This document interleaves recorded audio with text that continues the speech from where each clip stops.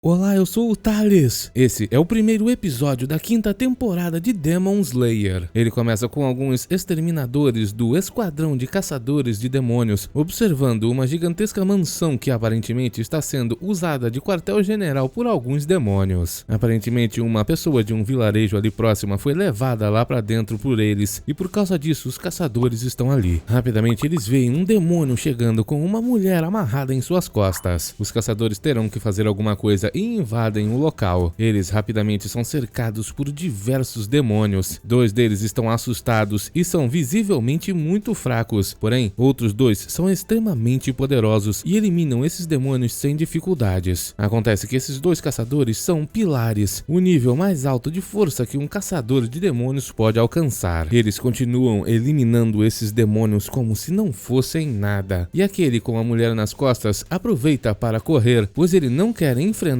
dois pilares. Eles têm que segui-lo para poder tentar salvar aquela mulher, mas do lado de fora tem muitos demônios. Um deles vai ficar para trás para tomar conta deles, enquanto o outro tenta salvar a mulher. Rapidamente ele se aproxima e manda os demônios se renderem, mas eles não vão parar de atacar. O jovem tem que eliminar diversos ao mesmo tempo, e aquele que está com a mulher a arremessa para fora do castelo, mas ela é salva pelo outro caçador. O demônio então tenta fugir e os dois vão atrás dele, e parece que caíram dentro de uma gigantesca fortaleza que muda de forma. O demônio ali é inalcançável e antes de poderem atacá-lo, os dois pilares foram teleportados para fora dali e não entenderam que lugar era aquele. Logo vemos uma outra caçadora chamada Kanao chegando até a sede do esquadrão. Ela fica sabendo rapidamente que a Nezuko, a irmã do Tanjiro, que é uma demônio, agora pode andar sob a luz do sol e com certeza Kibutsuji Muzan irá tentar enviar seus demônios para sequestrá-la. Uma das pilares diz para ela que irá acontecer uma reunião com todos os pilares e ela vai deixar a Kanao tomando conta da Nezuko. Tanjiro ainda está se recuperando do último embate contra as luas superiores, a classe dos demônios mais poderosos do Muzan. Logo vemos a reunião dos pilares. Amane Ubuyashiki aparece para começar essa reunião. Ela representará o Kagaya Ubuyashiki. Ele é o líder da família que está por trás do esquadrão de caçadores de demônios. Como sua saúde piorou, ele não pode participar dessa reunião. Amane já começa dizendo que recentemente um demônio conseguiu conquistar a luz do sol. Esse é um feito inédito e com certeza Muzan irá mandar seus demônios atrás dela de qualquer maneira. Ele também quer conquistar a luz do sol e uma gigantesca guerra se aproxima. Acontece que durante a última luta contra as luas superiores, Amane ficou sabendo que alguns caçadores liberaram uma certa marca em seus corpos e ela quer saber quais foram as condições necessárias para fazer essas marcas aparecerem. A jovem então conta que muitos anos atrás, os espadachins que levaram Muzan a estar à beira da derrota foram conhecidos como os espadachins da primeira respiração. Eles disseram que cada um deles passou a carregar marcas similares às de demônios. Durante o passar dos anos, o conhecimento a respeito dessas marcas foi perdido e tudo que eles sabem é que quando algum dos caçadores manifesta essa marca, os outros a seu redor começam a manifestá-la também. E só sabem disso pois foi registrado no diário de um dos espadachins da primeira respiração. A primeira pessoa dessa geração atual a manifestar essa marca nem ao menos era um pilar, foi o próprio Tanjiro. Infelizmente ele é incapaz de descrever exatamente como a marca dele apareceu. Por isso Amane quer saber desses dois pilares como as marcas deles apareceram. A primeira pilar, Kanroji, não consegue descrever muito bem. Ela explicou tipo o próprio Tanjiro com palavras que não fazem sentido. Por causa disso, o pilar Tokito teve que dizer exatamente como aconteceu. Ele deixa claro duas características imprescindíveis. Antes de sua marca aparecer, primeiro, ele sentiu que seu coração bateu a mais de 200 batimentos por minuto. E depois, enquanto utilizava sua respiração, a temperatura de seu corpo superou os 39 graus. Nesse momento, a marca apareceu. Nessas condições, ele não deveria nem ao menos conseguir se mover, mas mesmo assim conseguiu lutar e terminar a batalha contra uma das luas superiores. Agora que sabem os detalhes, Amane diz para os outros pilares que o objetivo principal deles deve ser encontrar um jeito de manifestar essas marcas em todos. Entretanto, antes que eles comecem o treinamento, Amane os avisa de uma certa coisa. Aqueles que já despertaram a marca já não tem mais o que fazer, porém, os outros que despertarem, vai acontecer uma certa coisa que ela não diz nesse episódio. Assim que a reunião com a Amane terminou, os pilares queriam conversar para ver o que eles fariam a partir de agora, mas Tomioka se levantou para ir embora embora dizendo que essa conversa não tem nada a ver com ele. Mesmo assim, alguns querem fazê-lo ficar, e o pilar Himejima tem que intervir. Ele interrompe a todos, dizendo que tem uma proposta. Depois disso, vemos que o Zenitsu finalmente voltou até o quartel-general depois de mais uma missão. Ele ficou em choque ao ver que a Nezuko agora está andando sob a luz do sol e, além disso, consegue falar, dando as boas-vindas para ele. O jovem começa a dizer que os dois irão se casar. Ele está muito feliz, até que ela o chama de Inosuke